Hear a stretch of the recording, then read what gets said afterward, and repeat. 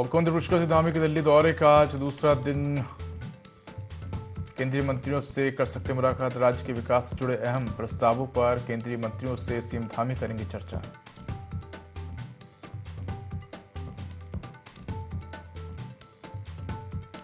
उपराष्ट्रपति राधाकृष्णन से मिले मुख्यमंत्री पुष्कर सिंह धामी। कार्यभार संभालने पर दी बधाई। राज्य से जुड़े कई विषयों पर हुई चर्चा।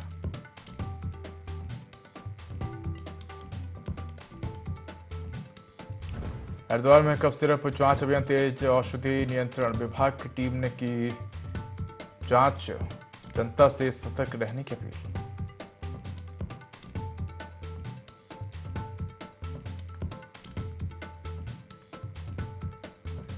उत्तराखंड में बर्फबारी और बारिश से तापमान में भारी गिरावट। केदारनाथ, बद्रीनाथ, हेमकुंड साहिब समेत कई चोटियों के पर हुई बर्फबारी। आज से मौसम खुलने की उम्मीद है।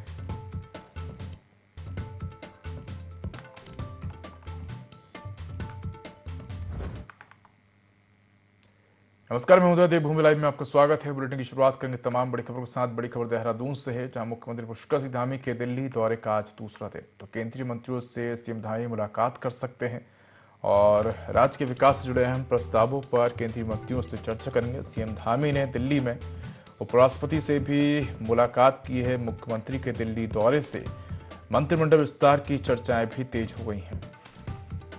बड़ी खबर आपको देहरादून से बता रहे हैं, जहां मुख्यमंत्री पुष्कर सिंह धामी के दिल्ली दौरे का आज दूसरा दिन है और इसी पर अधिक जानकारी के लिए हमारे साथ सहयोगी विनय जुड़ गए हैं। सीधे रुख करेंगे विनय का। विनय, मुख्यमंत्री पुष्कर सिंह धामी दिल्ली दौरे पर हैं, आज दूसरा दिन है दौरे का। क्या अधिक जानकारी मुख्यमंत्री के दौरे को लेकर?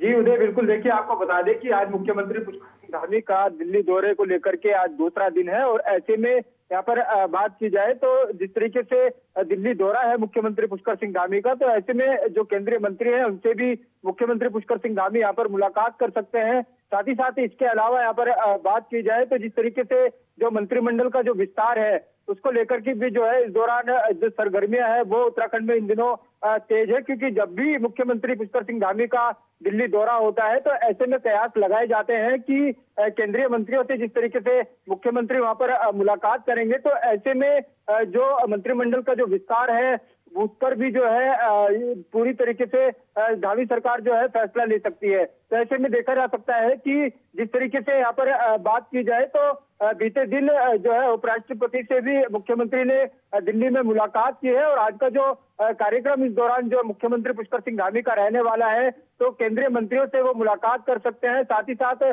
जिस तरीके से जो उत्तराखंड की जो योजनाएं हैं उनको लेकर के भी इस दौरान यहाँ पर चर्चा की जा सकती है। जी बिल्कुल। मंत्रिमंडल विस्तार को लेकर भी चर्चा संभव मानी जा रही है। इसके साथ ही राज्य के कौन से ऐसे महत्वपूर्ण मुद्दे हैं जिन पर चर्चा संभव है? जी बिल्कुल। देखिए, यहाँ पर बात करें उदय तो जिस तरीके से कई महत्वपूर्ण मुद्दे ऐसे हैं जिनको लेकर के केंद्रीय मंत्रियों से मुख्यमंत्री पुष्कर सिंह धामी इस दौरान यहाँ पर चर्चा कर सकते हैं, क्योंकि जिस तरीके से यहाँ पर बात की जाए तो जो हाईवे है, हाईवे का जिस तरीके से दिल्ली देहरादून जो हाईवे इस दौरान यहाँ पर बन रहा है तो उसको लेकर के भी जो इस दौरान यहाँ पर चर्चा की जा सकती है। और साथ ही साथ इसके अलावा यहाँ पर बात की जाए तो जिस तरीके से अभी बारिश के चलते काफी नुकसान जो है इस दौरान उत्तराखंड में देखने को मिला है, तो वही जो है अब जो वहां पर जो कार्य इस दौरान चल रहे हैं, निर्माण कार्य जिस तरीके से इस दौरान चल रहे हैं उसको लेकर के भी इस दौरान जो है इस के चलते यहाँ पर केंद्रीय मंत्रियों से मुख्यमंत्री चर्चा करते हुए नजर आएंगे। तो कुल मिलाकर उदय पर देखा जा सकता है कि जिस तरीके से मुख्यमंत्री पुष्कर सिंह धामी का जो दिल्ली का जो दौरा है और आज दूसरा दिन जो है दिल्ली में मुख्यमंत्री पुष्कर सिंह धामी का है, तो कयास लगाए जा रहे हैं कि जो मंत्रिमंडल का जो विस्तार है उसको लेकर के भी जो है यहाँ पर फैसला लिया जा सकता है। जी बिल्कुल विनय, अगर देखा जाए तो मंत्रिमंडल विस्तार होगा तो क्या माना जा रहा है, किनको जिम्मेदारी मिल सकती है, कौन से चेहरे देखने को मिल सकते हैं? जी बिल्कुल। देखिए, मंत्रिमंडल विस्तार की अगर बात करें तो मंत्रिमंडल का विस्तार जो है इस दौरान उत्तराखंड में होना तय है, क्योंकि अभी हाल ही में जिस तरीके से मुख्यमंत्री पुष्कर सिंह धामी ने भी कहा था कि मंत्रिमंडल का जो विस्तार है वो अब जल्दी उत्तराखंड में भी देखने को मिलेगा। तो ऐसे में यहाँ पर बात की जाए तो जो युवा विधायक हैं उनको जो है इस दौरान यहाँ पर कैबिनेट में जगह दी जा सकती है। साथ ही साथ जो यहाँ पर इसके अलावा जो पुराने जो विधायक रहे हैं उनको भी जो है इस दौरान कैबिनेट में आने का जो मौका है वो इस दौरान मिल सकता है। तो ऐसे में जो विधायक है, विधायकों की भी जो दौड़ है वो इस दौरान दिल्ली तक देखने को मिल रही है। और ऐसे में देखा जा सकता है कि जो कैबिनेट का जो विस्तार होगा तो पूरी तरह से अब कैबिनेट विस्तार को लेकर के जो चर्चाएं हैं वो इस दौरान उत्तराखंड में भी तेज दिखाई दे रही हैं। जी बिल्कुल विनय, कह सकते हैं काफी महत्वपूर्ण दौरा है और कई महत्वपूर्ण विषयों पर चर्चा संभव है। धन्यवाद विनय तमाम जानकारी के लिए। तो मुख्यमंत्री पुष्कर सिंह धामी दिल्ली दौरे पर हैं और आज दौरे का दूसरा दिन है और आज भी कई केंद्रीय मंत्रियों से मुलाकात कर सकते हैं। तो चलिए रुक करते हैं अगली खबर से और खबर हरिद्वार से है, जहां आपको बता दें कि राज्य में खांसी समेत अन्य दवाओं की गुणवत्ता को लेकर औषधि नियंत्रण विभाग ने सख्ती बढ़ा दी है। इसके साथ ही आपको बता दें कि राज्य में आपको बता दें कि ड्रग्स विभाग है, जो ड्रग विभाग है वो जांच करते हुए नजर आ रहा है। तो वरिष्ठ ड्रग इंस्पेक्टर अनीता भारती के नेतृत्व में ज्वालापुर क्षेत्र में मॉडर्न मेडिकल स्टोर समेत कई दुकानों पर औचक निरीक्षण किया गया है। टीम ने स्टॉक रजिस्टर और समेत कई जगहों पर आपको बता दें कि दवाइयों के नमूने जांच के लिए और सैंपल के लिए हैं। तो कफ सिरप को लेकर प्रशासन सख्त है। राज्य में खांसी की दवाओं की गुणवत्ता को लेकर औषधि नियंत्रण विभाग ने सख्ती बढ़ा दी है। वरिष्ठ ड्रग इंस्पेक्टर अनीता भारती के नेतृत्व में ज्वालापुर क्षेत्र मॉडर्न मेडिकल स्टोर समेत कई दुकानों पर परीक्षण किया गया है।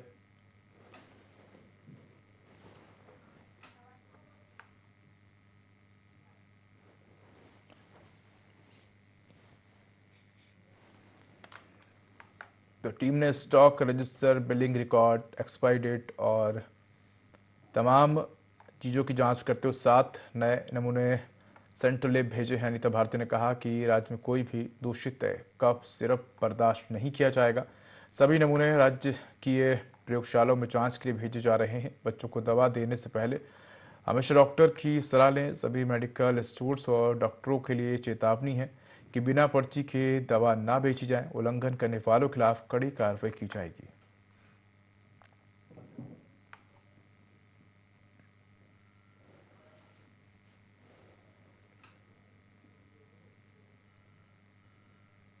अपर आयुक्त ने भी, जैसा कि उन्होंने भी अपने स्तर पर भी पूरा जो है लोगों को आगाह किया है और पूरे प्रदेश भर में। और अगर मैं बात करती हूँ अपने ज़िले की, तो हमारे द्वारा अब तक लगभग जो है 22 सैंपल हमारे इंस्पेक्टर हमारे द्वारा और इसके अतिरिक्त जो है 7 सैंपल हमारे जो है सेंट्रल द्वारा उठाए गए हैं कंपनियों से और जो राज्य की परीक्षण हेतु भेजे गए हैं। और जो जितने भी कफ सिरप हैं, जितने भी मेडिकल स्टोर हैं, जो होलसेलर हैं, गैर सरकारी और सरकारी जितने हॉस्पिटल हैं, उन लोगों से हमारे द्वारा सैंपल लिए जा रहे हैं। और साथ ही साथ जो है हम ये भी जनता से कहना चाह रहे हैं, हमारी ये भी बात जरूरी है कि लोगों को सतर्क रहने की ज़रूरत है, क्योंकि कफ सिरप जो होता है वो 2 टाइप से होता है, एक सॉल्वेंट बेस होता है, एक शुगर बेस होता है। अगर वो सॉल्वेंट बेस है तो उसमें डीजी और पीजी का जो होता है सॉर्बिटॉल वगैरह मिला रहता है, तो वहाँ पे इम्प्योरिटीज ज़्यादा होती हैं। तो कुछ लोगों द्वारा वो इम्प्योरिटीज की टेस्टिंग सही तरीके से ना होने की वजह से ये मार्केट में जो सैंपल आया गया उसकी वजह से ये हादसे हुए हैं। तो इस चीज़ को पूर्णतया रोकने का जो है हमारे स्टेट में ऐसी कोई घटना ना हो, हमारे द्वारा जो है पूर्ण तरीके से इस पे जो है कार्य किया जा रहा है। पश्चिमी विक्षोभ के चलते मौसमी चक्र में आए बदलाव के कारण आपको बता दें कि गढ़वाल हिमालय के उच्च हिमालयी क्षेत्रों में समस्यापूर्ण बर्फबारी हुई है। वहीं बैकुंठ नगरी बद्रीनाथ धाम में भी हल्की बर्फबारी के बाद अब मौसम सामान्य हो चला है। मौसम के खुलते ही आपको बता दें कि हेली सेवाओं के उड़न खटोले भी अब उड़ान भरते नजर आने लगे। साथ ही आसपास की हिमाच्छादित पहाड़ियां और उस पर चांदी के समान चमकती श्वेत धवल बर्फ श्रद्धालुओं को काफी आकर्षित कर रही है। तो बद्रीपुरी में श्रद्धालुओं के दिन की शुरुआत सर्द हवाओं और ठंड ठिठुरन के साथ हुई है। ब्रह्म मुहूर्त में बद्रीनाथ मंदिर में दर्शनों के लिए पहुंचे तीर्थयात्री और संत महात्मा आस्था पथ पर अलाप सीखते नजर आए। धाम में श्रद्धालु की आमद बहुत ज़्यादा बढ़ गई है और बता दें कि व्यापारियों सहित तीर्थ पुरोहित समाज से जुड़े लोगों के चेहरे पर ठंड और शीतलहर के बाद भी मुस्कान लौटी है। कपाट खुलने से लेकर अब तक के आंकड़े देखें तो बद्रीपुरी में अब तक करीब 14,50,000 श्रद्धालुओं ने हरिनारायण प्रभु के दर्शनों का मुख्य लाभ अर्जित किया है और इस आंकड़े में 25 सितंबर तक और वृद्धि होने की संभावना है।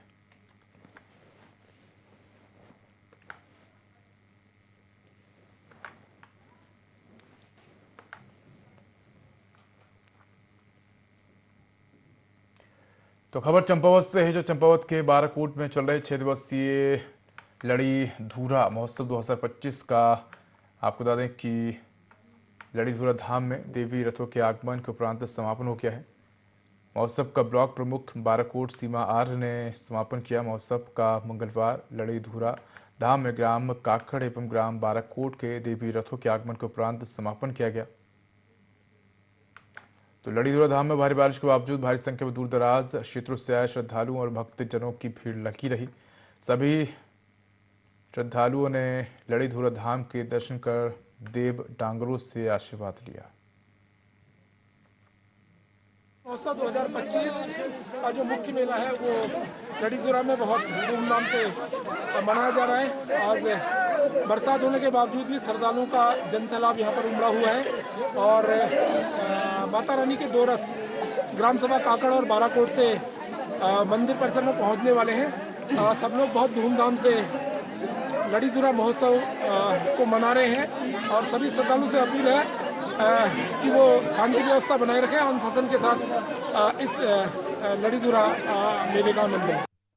तो खबर काशीपुर से है, जहाँ काशीपुर में सोशल मीडिया भगवान वाल्मीकि जी के खिलाफ की गई टिप्पणी ने बवाल खड़ा कर दिया। बताया जा रहा है कि कुंडेश्वरी निवासी नवीन नामक युवक ने फेसबुक पर भगवान वाल्मीकि जी के बारे में आपत्तिजनक शब्दों का इस्तेमाल किया, जिससे समाज की भावनाएं गहराई से आहत हुई। आक्रोशित वाल्मीकि समाज के सैकड़ों लोग कोतवाली पहुंचे और आरोपी की गिरफ्तारी की मांग को लेकर जोरदार प्रदर्शन किया। समाज के लोगों ने कहा कि भगवान वाल्मीकि जी के चरित्र को धूमिल करने की कोशिश किसी भी सूरत में बर्दाश्त नहीं की जाएगी। उन्होंने चेतावनी दी कि अगर आरोपी को जल्द गिरफ्तार नहीं किया गया तो समाज आंदोलन का रास्ता अपनाएगा। पुलिस ने शिकायत के आधार पर जांच शुरू कर दी है। घटना पर ऐसी अप्रिय जो वाणी इन्होंने बोली है या संचार क्रांति के मैं उसमें संचार दूरसंचार वगैरह अपने सोशल मीडिया पे लिखा है, वो बहुत निंदनीय है। कि भगवान वाल्मीकि वो देव हैं, वो देवता हैं, वो भगवान वाल्मीकि जिन्होंने माता सीता को आश्रय दिया था और रामायण के रचयिता हैं, आदि कवि हैं। और साथ ही साथ उन्होंने लव कुश जी को जो ज्ञान दिया था, उनको उन देवता को जिनको वो घर घर में रामायण का लोग पाठ कराते हैं और उससे उनका उद्धार भी होता है हिंदू समाज का।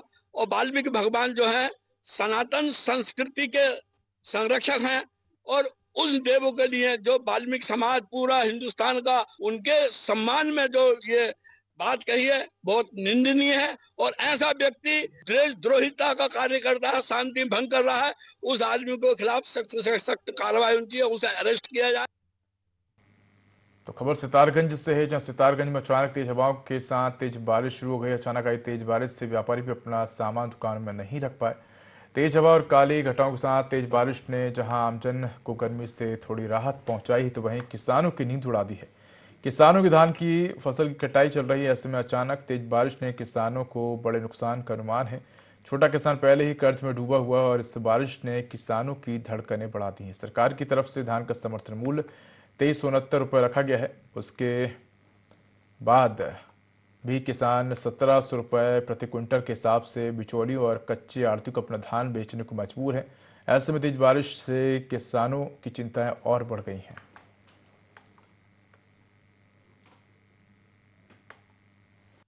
नुकसान है ही बारिश से जो नुकसान है वो नुकसान है, लेकिन ज़्यादातर जो नुकसान है ये आंधी और जो हवा है इससे जिन किसान साथियों की फसल खेतों में खड़ी है बारिश से वो कमज़ोर हो जा रही है और आंधी तूफान उसे गिरा दे रहा है, तो ये बहुत बड़ा नुकसान है। तो सबसे बड़ा नुकसान वो है जो धानों की लूट हो रही है, जो 1500, 1600, 1700 धान बिक रहे हैं, वो बड़ा नुकसान है। मूल्य है 2369 रुपये, उससे नहीं बिक पा रहा है।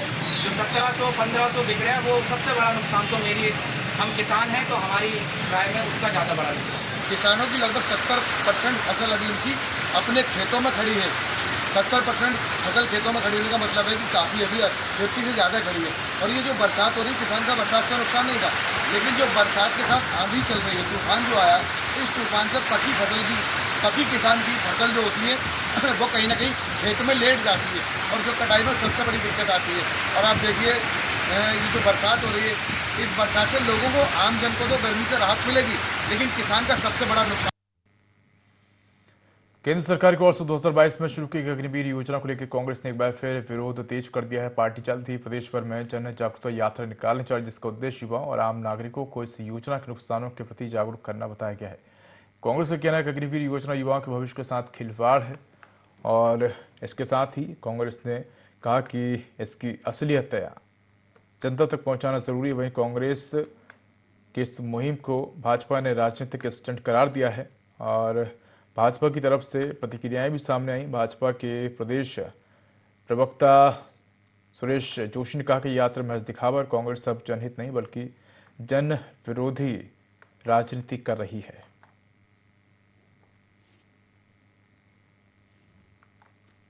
कांग्रेस तो सरकार की हर उस योजना का विरोध करती है जिसमें जनहित होता है, जिसमें युवा हित होता है, जिसमें महिला शक्ति का हित होता है, वो सब विरोध करती है।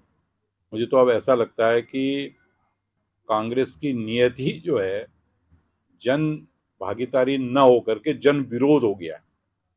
भाई जो चीजें सरकार अच्छा कर रही है उसमें कांग्रेस को उसको अच्छा ही बतानी चाहिए, जो चीज खराब है उसको खराब बताना चाहिए।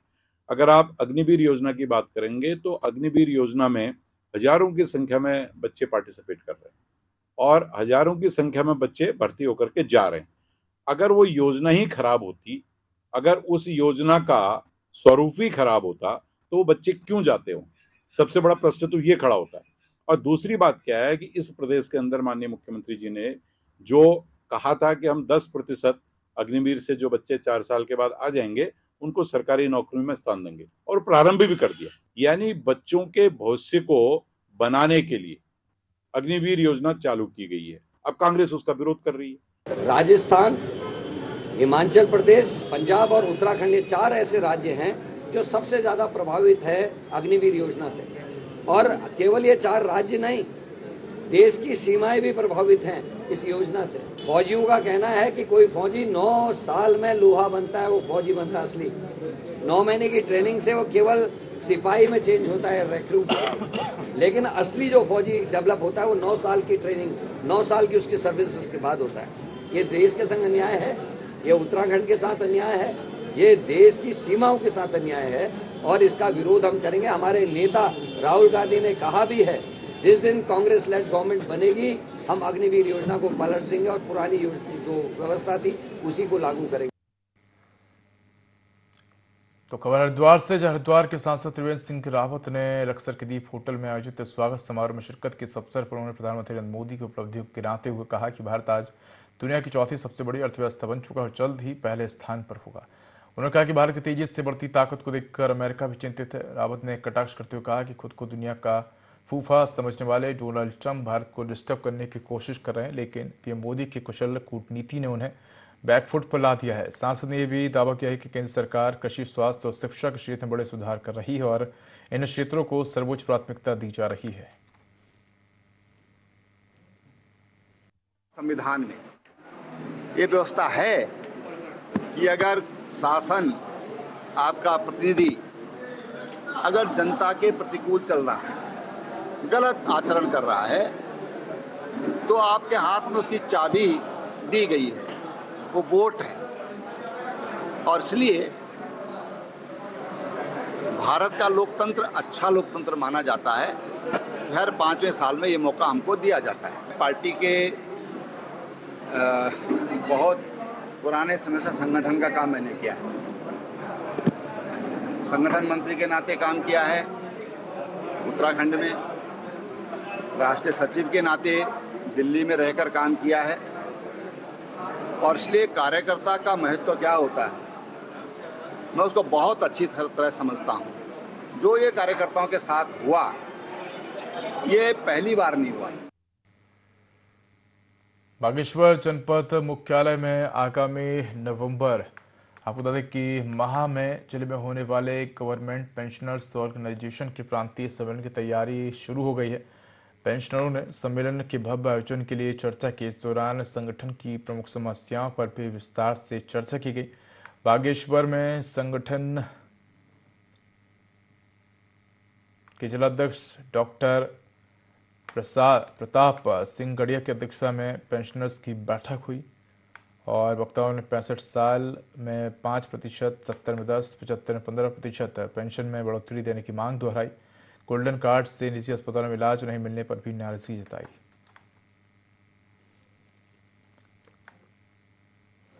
गवर्नमेंट पेंशन वेलफेयर ऑर्गेनाइजेशन जनपद बागेश्वर की हमारी एक आवश्यक बैठक यहाँ पर हो रही है। इसका मुख्य जो आपका हमारा आज का उद्देश्य है वो है नवंबर माह में प्रांतीय कार्यकारिणी का एक बृहद सम्मेलन यहाँ पर कराने का विचार है हमारे प्रदेश अध्यक्ष जी का।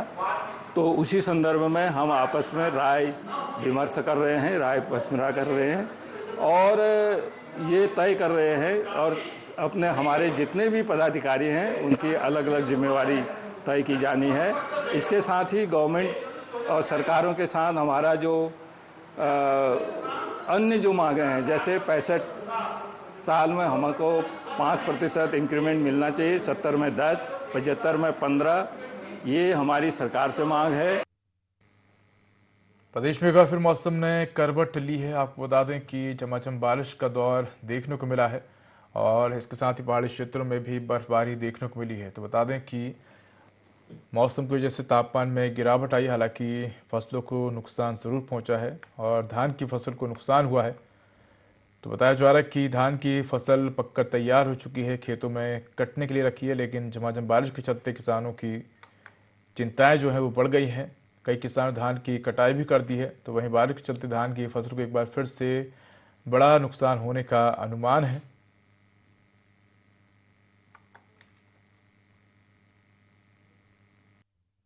गरीब भाई किसान लोग धान लगाते हैं, लागत बहुत ज़्यादा आती है, महंगाई बहुत ज़्यादा है। मैंने भी धान लगाया था, पौध हरी हुई, उसमें दवाई वगैरह सब गिरा, खाद भी गिरा है। कुछ तो पौध एकदम गल गई, वहीं कहीं रुक गई है, उसमें कीड़ा लग गया था। फिर मैंने स्प्रे की, उससे कोई फर्क नहीं पड़ा। उसके बाद जो थोड़ा बहुत धान हुआ भी है तो बारिश से बिल्कुल ख़त्म हो गया है और जो धान कटे पड़े हैं उसका नुकसान हो गया है। और एक आध बारिश और पड़ गई बाई चांस तो धान बिल्कुल ख़त्म हो जाएगा। और हेमकुंड से जो उच्च हिमालय क्षेत्र लोकपाल वैली में लगातार हिमपात जारी है। इस बीच पौराणिक हिंदू तीर्थ लोकपाल क्षेत्र में आपको बता दें कि बड़ी संख्या में श्रद्धालु पहुंच रहे हैं। लोकपाल लक्ष्मण महाराज जी के मंदिर के पुजारी ने भी अपनी कुशलता बताते हुए धाम में लगातार बर्फबारी हो रही है और इस दौरान लक्ष्मण धाम में आपको बता दें कि बड़ी संख्या में जो श्रद्धालु पहुंच रहे हैं। इस बर्फबारी के बीच भी नित्य दैनिक पूजाएं हो रही हैं।